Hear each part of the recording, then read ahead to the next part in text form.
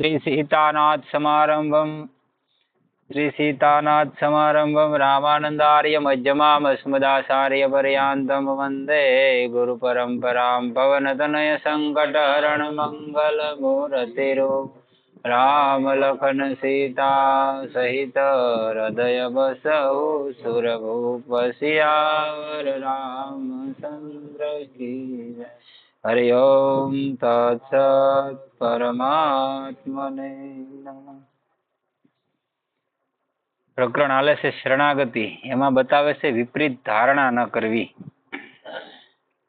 હાલે આપણે જોયું કે સાસા હૃદયથી પ્રભુના શરણે થઈ જવાથી તે શરણાગત ભક્તમાં જો કોઈ ભાવ આચરણ વગેરેની કિંચિત ખામી રહી જાય, કોઈ સમયે વિપરીત વૃત્તિ પેદા થઈ જાય અથવા કોઈ પરિસ્થિતિમાં પડી પરવશતાથી ક્યારેક કોઈ દુષ્કર્મ થઈ જાય તો તેના હૃદયમાં બળતરા પેદા થઈ જશે. એ વાસ્તે તેના માટે બીજું કોઈ પ્રાયશ્ચિત કરવાની જરૂર નથી. ભગવાન કૃપા કરીને તે પાપને સર્વથા નષ્ટ કરી દેશે. આપણે કાલે આવી ગયેલું છે. આગળ બતાવે છે ભગવાન ભક્તની આત્મીયતા જુએ છે, ગુણો અને અવગુણોને નહીં. એટલે કે ભગવાન ભક્તના દોષ જોતા જ નથી. એમને તો માત્ર ભક્તની સાથે જે આત્મીયતા છે તે જ દેખાય છે. કારણ કે સ્વરૂપથી ભક્ત સદાથી જ ભગવાનનો છે. દોષ બધા આંગતુક હોવાથી આવતા જતા રહે છે.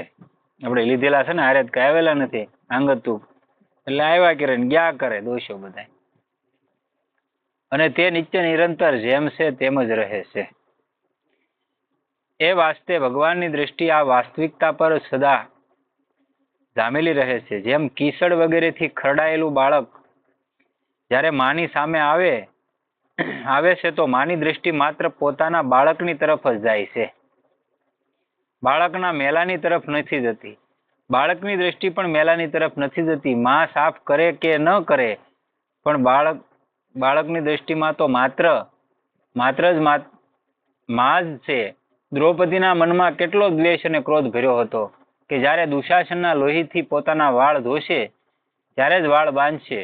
પરંતુ દ્રૌપદી જ્યારે પણ ભગવાનને પોકારતી ભગવાન ઝટ આવી જાય છે, કેમ કે ભગવાનની સાથે દ્રૌપદીની ગાઢ આત્મીયતા હતી.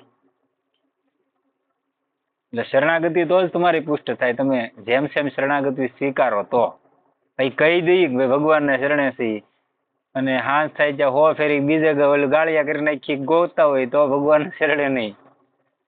નરસૈયાએ ક્યારે નહોતું કીધું ભગવાનને શરણે હું છું, પણ એને પોતાને ખબર હતી એટલે એને ક્યારેય વ્યવસ્થા કરવી પડી નહોતી. બધું ભગવાન કરી દે તો એને ખબર હતું આનું મારી સિવાય કોઈ છે નહીં. એમ આ સ્થિતિ બની જવી જોઈએ, એને શરણાગતિ કહેવાય. ભગવાનની સાથે આત્મીયતા થવામાં બે ભાવ રહે છે, ભગવાન મારા છે અને હું ભગવાનનો છું. આ બંનેમાં ભગવાનનો સંબંધ સરખી રીતે રહેતો હોવા છતાં પણ ભગવાન મારા છે. આ ભાવમાં ભગવાન દ્વારા પોતાની અનુકૂળતાની ઈચ્છા થઈ શકે છે. ભગવાન મારા છે એમ તમે ઠોસથી કહી શકો. હું કોઈ મહાદેવને માનતો હોય, રામને માનતો હોય, કૃષ્ણને માનતો હોય તો એની સામે હું તુકારો કરીને બોલી મારો છે, એ મને એની માથે પૂરો ભરોસો છે, આ શબ્દ આવી જાય.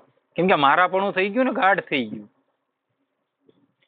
ભગવાન મારા છે તો મારી ઈચ્છા પૂર્તિ કેમ નથી કરતા, અને હું ભગવાનનો છું. આ ભાવમાં ભગવાન દ્વારા પોતાની અનુકૂળતાની ઈચ્છા નથી થઈ શકતી. કેમ કે હું ભગવાનનો છું તો ભગવાન મારા માટે જે યોગ્ય માને તે જ નિસંકોચ થઈને કરે છે.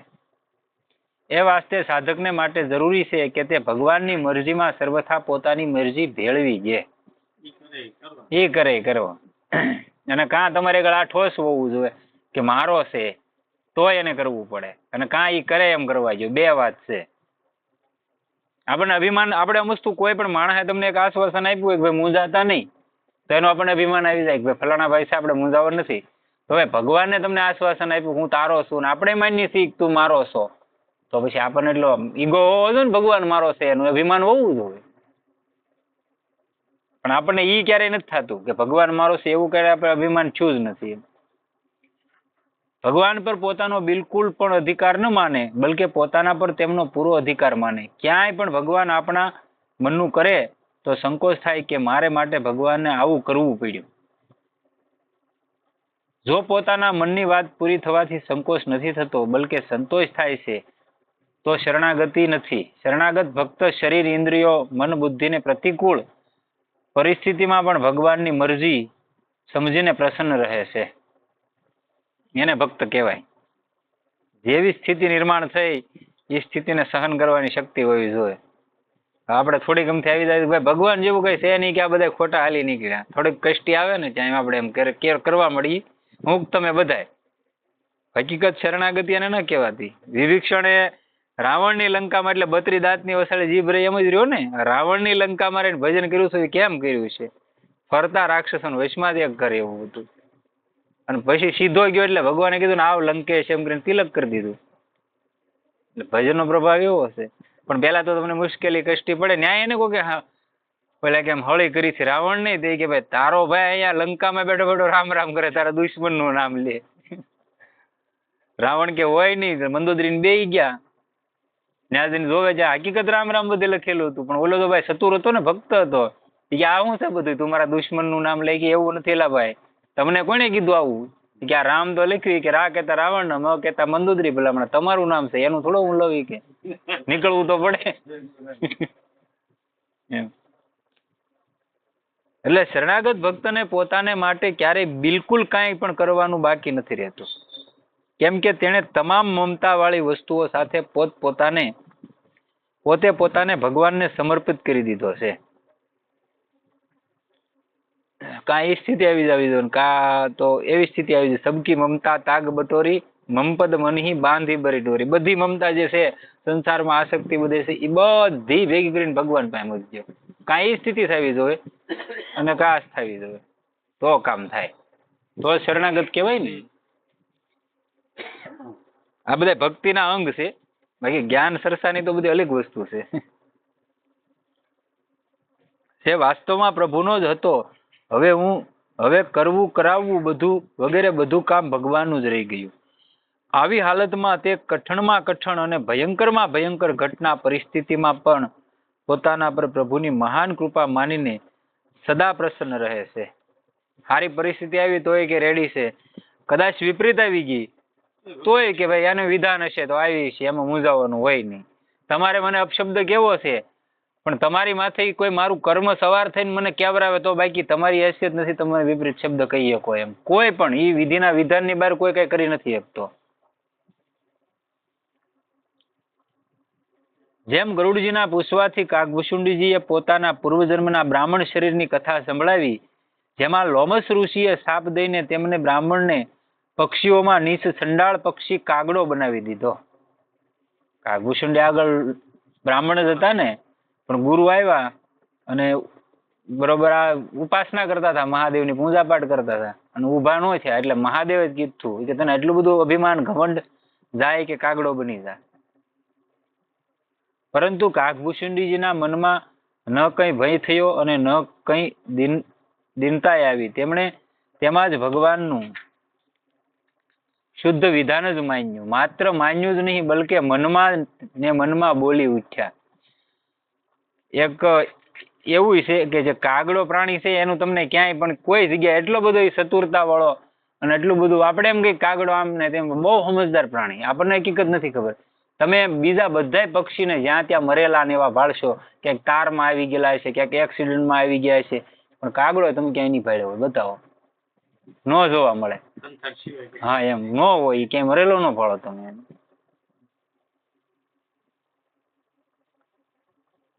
ઉર પ્રેરક રઘુવંશ વિભૂષણ આવો ભયંકર શાપ મળવા છતાં પણ કાગભૂષુંડીજીની પ્રસન્નતામાં કોઈ કમી નહીં આવી. ત્યારે લોમસ ઋષિએ તેમને ભગવાનના વહાલા ભક્ત માનીને પોતાની પાસે બોલાવ્યા અને બાળક રામજીનું ધ્યાન બતાવ્યું. પછી ભગવાનની કથા સંભળાવીને અત્યંત પ્રસન્ન થઈને કાગભૂષુંડીજીના માથા પર હાથ મૂકીને આશીર્વાદ આપ્યા કે મારી કૃપાથી તારા હૃદયમાં અબાધ અખંડ રામ ભક્તિ રહેશે. તું રામજીનો વાલો થઈ જશે. તું સઘળા ગુણોની ખાણ બની જશે. જે રૂપની ઈચ્છા કરશે તે રૂપ ધારણ કરી લેશે. જે સ્થાન પર તું રહેશે તેમાં એક યોજન સુધી માયાનો કાંટો બિલકુલ પણ નહીં આવશે. આવું એના ગુરુનું વચન હતું. કેમ કે એને દયા આવી ગઈ હતી એની માથે અને ગુરુ ઈ જ કહેવાય. અને કેવા જ્ઞાની તો કે ભાઈ ગુરુજી પક્ષીઓનો રાજા હતો એને નીચે આસન નાખીને બેહવું પડ્યું હતું અને કાગભૂષુંડીજી કથા કહેતા હતા. કાગભૂષુંડીજીની જયારે રામચરિત માનસમાં વર્ણન આવે બતાવે છે કે મહાદેવને હેઠે બેવું પડે ભલામણ એ કથા કહેતા હોય ત્યારે આવા જ્ઞાની હતા. અને આવે છે એમાં બતાવે છે કે ભાઈ એવા હજારો વાર લાખો વાર રામના જન્મ થઈ ગયા કે જયારે જયારે ભગવાન 5 વર્ષના થાય ને દાંત કાઢતા હોય અને એ પૂરી વાહે દોડતા હોય, ફળિયામાં રમતા હોય પૂરી લેવા જાય છે અને હું ત્યારે ત્યારે એની અંદર વયો જાઉં છું ઘણા યુગો સુધી રહું છું, એવું વર્ણન છે રામચરિત માનસમાં. અને પછી તોય એમ કાગભૂષુંડી એમ કે હું એની માયા નજી નથી જાણી શક્યો. જ્યાં હું રહું છું ત્યાં 1 યોજન સુધી માયા તો છે નહીં, તોય હું નથી જાણી શક્યો. તો હું તમે ખાલી 5 દી રામ રામ કરીને એમ કે ભગવાન કાંઈ ન કરતા તો એમ નથી થવાનું. એ તો અતૂટ શ્રદ્ધા હોવી જોઈએ. પેલા તમને એક ભરોસો હોવો જોઈએ કે ભાઈ મારું કાંઈક પૂર્વનું પીડ્યું છે તો હું આમાં બેસી શકું અને તો મને આ કંઈક 2 શબ્દો કાને પડે. નકર 1500 જણા છે ભલા મળવડું મોટું ગામ છે. હા એ મેન તકલીફ છે. મહેનત હાવ ટૂંકી કરવી અને ફળ બહુ મોટું જ હતું એમ. હા એમ આ રીતે ઘણા આશીર્વાદ આપતા જ આકાશવાણી થાય છે કે હે ઋષિ તમે જે કંઈ કહ્યું છે તે બધું સાચું થશે. આ મનવાણી કર્મથી મારો ભક્ત છે. આ બધી વાતોને લઈને ભગવાનના વિધાનમાં સદા પ્રસન્ન રહેનારા કાગભૂષુંડીજીએ કહ્યું ભગતિ પચ્છ હઠ કરી રહેવું દિન્હી મહાઋષિ શાપ મુનિ દુર્લભ બર પાયવું દેખેવું ભજન પ્રતાપ. હું કીધું ભક્તિ પચ્છ હઠ કરી રહેવું દિની મહાઋષિ શાપ. કે ભક્તિ અઠ કરીને જો ને હું ઉભો ન છું એટલે મહાઋષિએ શ્રાપ આપ્યો. પછી હું મળ્યું તો કે મુનિ દુર્લભ બર પાયું. મુનિ એવું દુર્લભ વરદાન આપ્યું દેખે હું ભજન પ્રતાપ. કે મારા પૂર્વજન્મના ભજનનો પ્રતાપ હતો ને એમાં મને યુગે યુગે જયારે જયારે રામ આવે છે ત્યારે ત્યારે હું એની મુલાકાત કરું છું. તો કામ થઈ ગયું કે ન થઈ ગયું? અહીંયા ભજન પ્રતાપ શબ્દનો અર્થ એ છે કે ભગવાનના વિધાનમાં હર સમયે પ્રસન્ન રહેવું. વિપરીતમાં વિપરીત અવસ્થામાં પણ પ્રેમી ભક્તની પ્રસન્નતા વધારે ને વધારે વધતી રહે છે. કેમ કે પ્રેમનું સ્વરૂપ જ પ્રતિક્ષણ વર્ધમાન છે. અને જે એવા ભક્તો હોય એ એમ જ કહેતો હોય કે ભાઈ તારે જેવું દેવું એવું દુઃખ દે. કેમ કે દુઃખ જેમ આવે એમ તો ભક્તને ભગવાનને યાદ કરવાની મજા આવે. સુખ આવી જાય ત્યારે તો કદાચ વિસરી જાય માણસ, અને એમાં આપણે તો ખાસ વિસરી જાય, ભગવાનને નથી યાદ કરતા, આપણે ખાલી કહેવા પૂરતી કહીએ. એટલે તો કુંતાજીએ કીધું ને જયારે મહાભારતનું યુદ્ધ પૂરું થઈ ગયું અને કૃષ્ણ ભગવાન જાય છે દ્વારિકા કે હાલો બુવા ફૂઈ કે હું જાઉં દ્વારિકા, હવે તો અહીંયા કાંઈક આમ છે નહીં. એ કે ઈચ્છા હોય બોલો. એ કે ઈચ્છા એ જ તે કે દુઃખ મળવું જોવે જીવું ક્યાં સુધી. કે કા એ કે સુખમાં તું જો વયો જાશો, દુઃખ હતું ત્યાં સુધી તું હારે હતો, તો એની કરતા દુઃખ જ સારું ને એમ. હારે તો રે.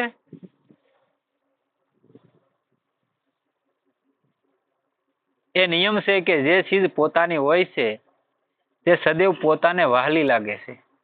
ભગવાન તમામ જીવોને પોતાના પ્રિય માને છે. સબ મમ પ્રિય સબ મમ ઉપજાય. બધાય મને પ્રિય છે ને બધાયને મેં ઉપજાવેલા છે એ કે ભગવાન એવું કહે છે. અને આ જીવને પણ પ્રભુ આપમેળે જ પ્રિય લાગે છે. હા એ બીજી વાત છે કે આ જીવ પરિવર્તનશીલ સંસાર અને શરીરને ભૂલથી પોતાના માનીને પોતાના વહાલા પ્રભુથી વિમુખ થઈ જાય છે. સાંસારિક પદાર્થો આ બધા જે જીવો આપણે યારે રહેવા વાળા જે કઈ પાત્રો છે એ હકીકતમાં તો આપણા છે જ નહીં, અને કોઈ આપણને સાથ દેવા વાળા નથી. પણ આપણે આપણો ઠોસ એમાં બહાર દીધેલું છે ને આ બધા મારા છે અને આની હાટું જ મારે મરી જવાનું જીવવાનું બધું એની માટે છે એમ. અને તમને એવું ન કદાચ એવું તમને લાગતું હોય કે એવું અભિમાન રહી જતું હોય, કદાચ ભગવાનની કૃપાથી ઘણા અભિમાન હોય કે આ તમારે કેવું પણ એ તો બધા મારા જ છે, તમને એવું કદાચ મનમાં આવતું હોય તો 2 દી પીડ્યું રહેવું ખાલી, અને ખાલી એમ જ કેવું ઊભું નથી થવાતું, તકલીફ છે હારી. 2 થી 3 દિવસ જ તે 3 દી તમારો અપખો આવી જાય. તરત અપખો આવે તો જ બકે. એના વિમુખ થવા છતાં પણ ભગવાનને જીવનો ત્યાગ નથી કર્યો અને ન કદી ત્યાગ કરી શકે છે, કારણ કે જીવ સદાથી સાક્ષાત ભગવાનનો જ અંશ છે.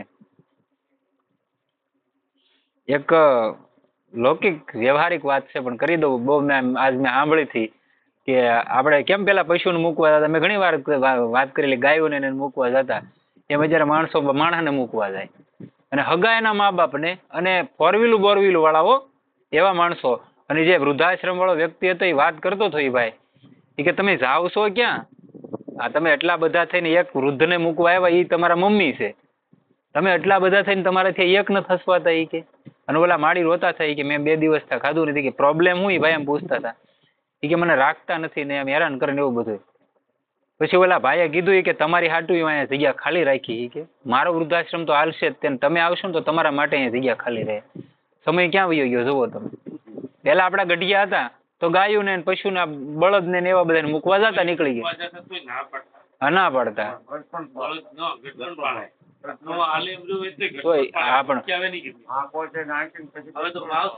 હવે તો આ ઈ વ્યક્તિ પછી ભાઈ ને એમ કીધું બધી મીડિયામાં, સોશિયલ મીડિયામાં જાહે કે ભલે વાંધો નહીં. બોલ હવે કાંઈ. ઓલા ભાઈ એમ પાછું કીધું કે તમારા માટે અહીં હું જગ્યા ખાલી રાખી, આવજો તમને વેલકમ છે. તો મને ખબર જ છે કે તમે તમારા મમ્મીને મૂકવા આવ્યા ને તો તમારા દીકરા અહીં તમને મૂકવા આવશે. ક્યાં સમય વિયો ગયો વિચાર તો કરો. મારી તમારી સાંભળણમાં વૃદ્ધાશ્રમનું નિર્માણ થયું.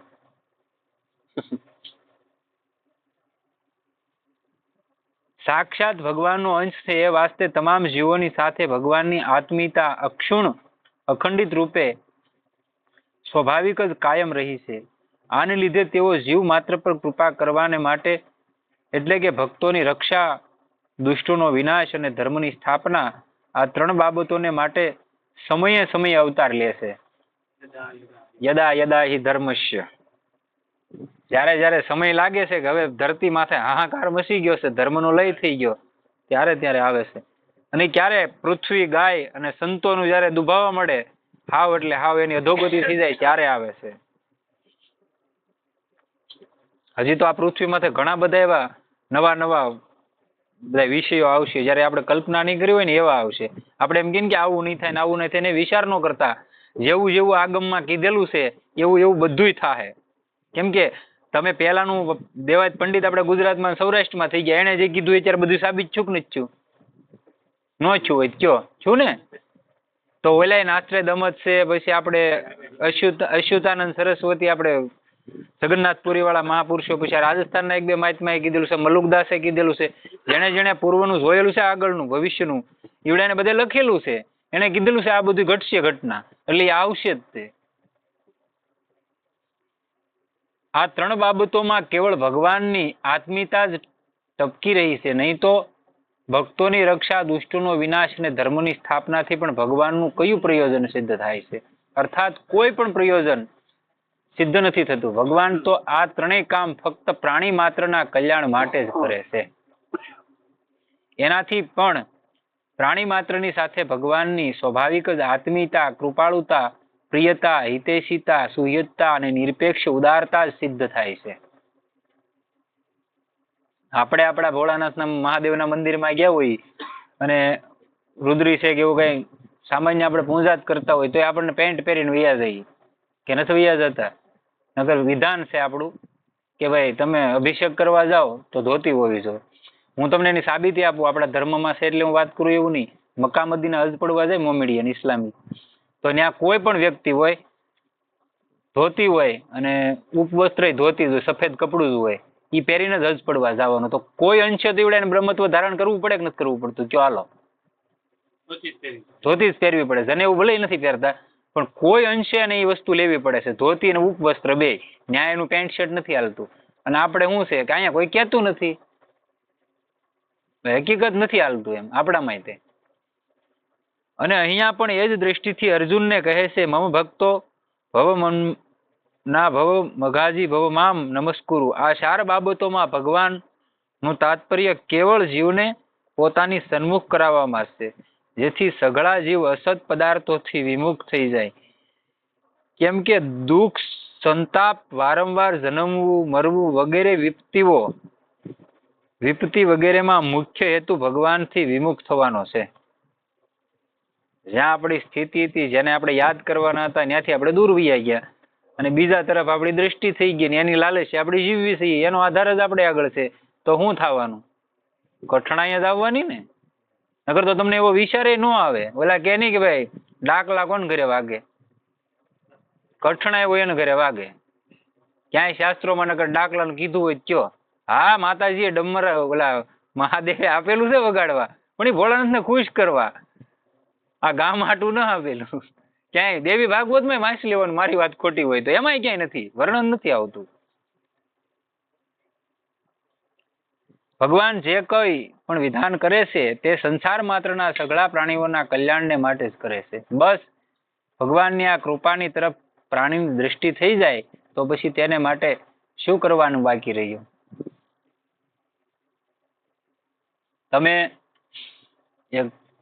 તમને વ્યવહારિક દાખલો આપું. તમે હું મારી વાત કરું, હું હાવ ખરાબ માણસ છું. આખા ગામને ખબર છે કે ભાઈ ફલાણો ભાઈ તો કે હાવ એટલે હાવ સેલી ક્વોલિટીનો, પણ ખિસ્સા ગરમ હોય તો બોલો મને કોઈ ખરાબ ન કહેતો. કરવી પડે કે ન કરવી પડે? હાવ ખરાબમાં ખરાબ માણસ તમારા ઘરે આવતો હોય ને એની આગળ રૂપિયા વાળો સદ્ધર માણસ હોય ને તો તમારે એને ધોળું ગોદડું પાથરી દેવું પડે. અને ઓલો કોક અતિથિ આશક આવ્યો હોય તેને એમ કે હેઠા ઉભો રે ભાઈ. કઈ નથી કેતા. એટલે આવા આપણે સ્વાર્થી છીએ. મારો કહેવાનો મતલબ આવા સ્વાર્થી છીએ. તમને બધી ખબર છે છતાંય તમે એને અપનાવો છો. ત્યાં તમને કાંઈ નથી નડતું.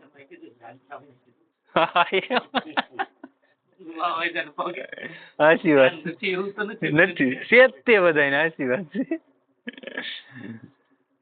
પ્રાણીઓના હિતને માટે ભગવાનના હૃદયમાં એક તડપ છે. એને માટે ભગવાન સર્વધર્માન પરિત્યજ્ય મામેકમ શરણમ વ્રજ.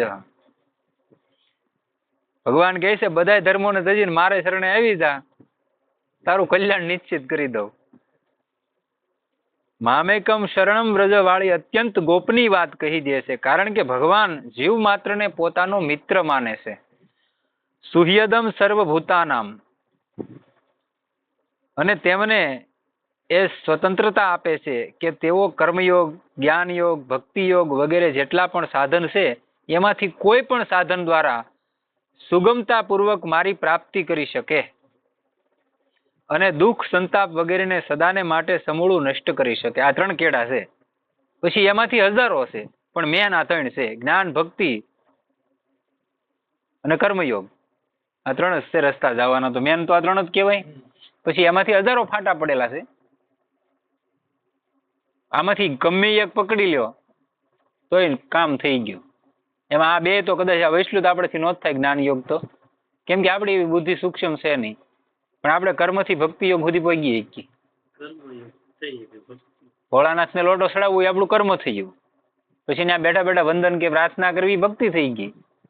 બરોબર? એટલે કર્મથી જ્ઞાન યોગ અને ભક્તિ યોગ આ 3 થઈ ગયા. તો જ્ઞાન, આ કર્મ કરો ભક્તિ યોગમાં આવી ગયા એટલે જ્ઞાન તો ઓટોમેટિક આવી જવાનું છે આગળ જતા નામની કૃપાથી. જ્ઞાન કરવું નથી પડતું, થઈ જાય છે. એટલે કે છે કર્મયોગ, જ્ઞાનયોગ, ભક્તિ યોગ, અષ્ટાંગ યોગ, લય યોગ, હઠ યોગ, રાજયોગ, મંત્ર યોગ વગેરે જેટલા પણ સાધન છે તે બધા ભગવાનના દ્વારા અને ભગવત તત્વને જાણવા વાળા મહાપુરુષોના દ્વારા જ પ્રગટ કરવામાં આવ્યા છે. આ જેટલા યોગ બતાવ્યા એ બધા યોગ એક જ ઠેકાણે પોગાડે. બધામાં મુશ્કેલી અતિશયમાં અતિશય.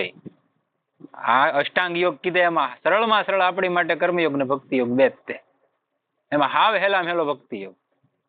એમાંય હેલામ હેલું સાધન તો કે નામ. કોઈ એમ કે ભાઈ નામથી શું થાય? તો આગળ આવશે, બતાવશે કે નામથી તમારી કુંડલીની શક્તિ છે, 7 ચક્રોનું વેદન છે ને એ હોય થઈ જાય, નામ કરી જાય. આ નામની શક્તિ છે. એ માટે આ બધા સાધનોમાં ભગવત કૃપા જ ઓતપ્રોત છે. સાધન કરવામાં તો સાધક નિમિત્ત માત્ર થાય છે, પણ સાધનની સિદ્ધિમાં ભગવત કૃપા જ મુખ્ય છે. ભગવાનની કૃપા હોય તો જ તે મુખ્ય તો થાય. સાધન તો નિમિત્ત માત્ર જ થાય છે ને, સાધક એનો નિમિત્ત માત્ર બને છે. પણ ભગવાનની કૃપા થાય તો સિદ્ધિમાં સક્સેસતા મળી જાય છે. મેન ભગવાનની કૃપા રહે તમારી માથે. વિભીષણ રામ તો ઘણા ટાઈમથી કરતો હતો, લંકામાં રહ્યો. પણ હનુમાનજી ગયા એટલે એને ખબર પડી ગઈ કે અબ મોહે ભા ભરોસા હનુમંતા, બિનો હરિ કૃપા મિલે નહીં સંતા. કે હવે મને પાકો ભરોસો થઈ ગયો કે તું સંત મળી ગયા તો હવે ભગવાન મને મળી જાય. એની કૃપા વગર સંત ન મળે એમ. એટલે તમને કોઈ એવા મહાપુરુષનો ભેટો થઈ ગયો, સત્સંગ મળી ગયો, કોઈ પણ વસ્તુ મળી ગયું એટલે એક વસ્તુ તો પાકી થાય ત્યાંથી કે ભગવાનનો કોઈ સંકેત સેવા જીવનમાં પાછા વળવાનો. શરણાગત ભક્તે તો એવી ચિંતા પણ કદી નહીં કરવી જોઈએ કે હજુ ભગવાનના દર્શન નથી થયા, ભગવાનના શરણોમાં પ્રેમ નથી થયો, હજુ વૃત્તિઓ શુદ્ધ નથી થઈ વગેરે આવી રીતે ચિંતાઓ કરવી માનો વાંદરીનું બચ્ચું બનવું છે. હા એમ અમુક વસ્તુની આપણને ખબર નથી. ભક્તમાળીજી ગણેશદાસજી મહારાજ હતા, છેલ્લા દાયકાના ભક્તમાળી કહેવાય ગયા. આ રાજેન્દ્ર દેવાસરિયાના ગુરુ એમ કહેતા કે ભાઈ વ્રજરાજ તમારી આગળ હોય અથવા તો ચિત્રકૂટની રજ હોય, એક તિલક કરો તમે સવારમાં અને એક તમારી જીભા માથે મૂકો તો એ નિશ્ચિત માણસને મુક્તિ મળી જાય. એમ ડેઈલીનો એક નિયમ હોવો જોઈએ, રૂટીન. વ્રજરાજ અથવા તો ચિત્રકૂટની રજ, એટલું એનું મહાત્મ્ય છે. આપણે તિલક કરવામાં ઓલા કેમ જોર પડે. અમુક વસ્તુનું વિધાન પછી એવું ને એવું વિધાન ભસ્મનું છે. નારદજીએ શિવપુરાણમાં બતાવેલું છે કે કદાચ યમની યાતના પણ એ જીવને ભોગવવી પડતી ને એની માથે જોઈ નારદજી કે મેં ત્રિપુંડ કરેલું હતું અને એ જીવ માથે ખાલી એની રજ પડી ગઈ હતી ત્રિપુંડના ભસ્મની, તો એ જીવને મુક્ત કરી દેવો પડે તો યમના દૂતોને. એનું મહાત્મ્ય કેટલું છે? રોજ જે માણસ ત્રિપુંડ કરતો હશે અથવા તિલક કરતો હશે તેનું મહાત્મ્ય કેટલું હોય ને. એટલે વાંદરીનું બચ્ચું જાતે જ વાંદરીને પકડી રહે છે. વાંદરી ઉછળે કૂદે ક્યાંય પણ જાય, બચ્ચું જાતે વાંદરીને ક્યાંય પણ વળગી જાય છે. એટલે આપણે પોતે જ પકડી લઈએ છીએ એમ કહેવાનો મતલબ ઈ છો. ભક્તે તો પોતાની બધી ચિંતાઓ ભગવાન પર જ છોડી દેવી જોઈએ. એટલે કે ભગવાન દર્શન આપે યા ન આપે, પ્રેમ આપે યા ન આપે, વૃત્તિઓને બરાબર કરે યા ન કરે, આપણને શુદ્ધ બનાવે યા ન બનાવે, આ બધું ભગવાનની મરજી પર છોડી દેવું જોઈએ. નરસિંહ મહેતાને જ્યારે કોઈ પણ તકલીફ આવી તે જોતો પેલા. નરસિંહ મહેતા બહુ તપાસ કરતા. ઓલો કુંવરબાઈના મામેરાનો પત્ર આવ્યો એટલે જોયું તો ઉપર તો ભગવાનનું જ નામ હોય. મેળ આવી ગયો કે મારું નામ તો પછી છે, પેલા તારું છે, હાલે ચીઠી કે મારે ન જોઈતી. જવાબદારી લાગી કે ન લાગી. એટલે મતલબ એનો પૂરો ભરોસો હતો કે મારે ભાઈ હું કઈ નથી કરવાનું અને જે કરવું તારે કરવાનું એટલે થઈ જતું એમ. તેને તો બિલાડીનું બચ્ચું બનવું જોઈએ. બિલાડીનું બચ્ચું પોતાની મા પર આધાર રાખે છે. બિલાડી સાહે જ્યાં રાખે સાહે જ્યાં જ લઈ જાય. બિલાડી પોતાની મરજીથી બચ્ચાને ઉઠાવીને લઈ જાય છે તો તે પગ સમેટી લે છે. એવી જ રીતે શરણાગત ભક્ત સંસારની તરફથી પોતાના હાથ પગ સમેટી ને ફક્ત ભગવાનનું ચિંતન નામ જપ વગેરે કરતો રહીને ભગવાનની તરફ જ જોતો રહે છે. ભગવાનનું જે વિધાન છે તેમાં પરમ પ્રસન્ન રહે છે. પોતાના મનનું કાંઈ પણ નથી કરતો. જેમ કુંભાર પહેલા માટીને માથા પર ઉઠાવીને લાવે છે તો કુંભારની મરજી પછી તે માટીને ભીની કરીને તેને ગૂંધે છે તો કુંભારની મરજી, પછી તે સાંકડા પર ચડાવીને ફેરવે છે તો કુંભારની મરજી. માટી કાંઈ પણ નથી કહેતી કે તું ઘડો બનાવ, સકોરું બનાવ, માટલી બનાવ, કુંભાર સાહે તે બનાવે, તેની મરજી છે. એવી જ રીતે શરણાગત ભક્ત પોતાની કાંઈ પણ મરજી મનની વાત નથી રાખતો. તે જેટલો વધારે નિશ્ચિત અને નિર્ભય થાય છે ભગવત કૃપા તેને આપોઆપ તેટલો જ વધારે પોતાને અનુકૂળ બનાવી લે છે. ભગવાન માથે છોડી ગયો ભગવાન બધું કરી નાખે, પણ મેં કીધું એમ આપણે બપોર સુધી ભગવાન માથે છોડીએ ને હાંજના ગોતવાનું શરૂ કરીએ કોઈ પણ વિષયમાં. આપણો ભરોસો ભગવાન માથે નથી રહેતો. આ મોટી તકલીફ મારી ને તમારી બધાયની. આપણે કહીએ ખરા હું ભગવાનને શરણે છું, ભગવાન કરે એ ખરું, એ હલવાના હોય ત્યાં સુધી. મેળ આવી ગયો એટલે ભગવાન જાણે ની જાણે. હા એમ. અને જેટલી તે ચિંતા કરે છે પોતાનું બળ માને છે તેટલું જ તે એટલી ચિંતા આવતી રહે છે. તમે એમ કે હું આમ કરી નાખું આમ કરી, એટલી જ સામે મુસીબત આવે. ભગવત કૃપામાં વિઘ્ન પાડે છે. એટલે કે શરણાગત થવાથી ભગવાનની તરફથી જે વિલક્ષણ વિચિત્ર અખંડ અતૂટ કૃપા આવે છે પોતાની ચિંતા કરવાથી તે કૃપામાં બાધા પડી જાય છે. એ કૃપામાં બાધા પડી જાય છે. પછી હું મારું થઈ ગયું ને, હું કરું છું, હું પણ આવી ગયું એટલે ન્યાય શરણાગતિ નથી પુષ્ટ થઈ. જેમ ઢીમર માછી માછલીઓને પકડવાને માટે નદીમાં જાળ નાખે છે તો જાળની અંદર આવવા વાળી બધી માછલીઓ પકડાઈ જાય છે, પરંતુ જે માછલી જાળ નાખવા વાળા માછીના શરણોની પાસે આવી જાય છે તે નથી પકડાઈ જતી, તે નીકળી જાય છે. હા. એવી જ રીતે ભગવાનની માયા સંસારમાં મમતા કરીને જીવ ફસાઈ જાય છે અને જન્મતા મરતા રહે છે, પરંતુ જે જીવ માયાપતિ ભગવાનના શરણોને શરણે થઈ જાય છે તે માયાને તરી જાય છે. મામેવ એ પ્રપંચન્તે માયા મેતામ તરંતી તે 7મા અધ્યાયનો 14મો શ્લોક છે ગીતાનો. આ દ્રષ્ટાંતનો એક જ અંશ ગ્રહણ કરવો જોઈએ કે કેમ કે ઢીમરને તો માછલીઓને પકડવાનો ભાવ હોય છે, પરંતુ ભગવાનનો જીવોને માયામાં ફસાવાનો કિંચિત માત્ર પણ ભાવ નથી હોતો.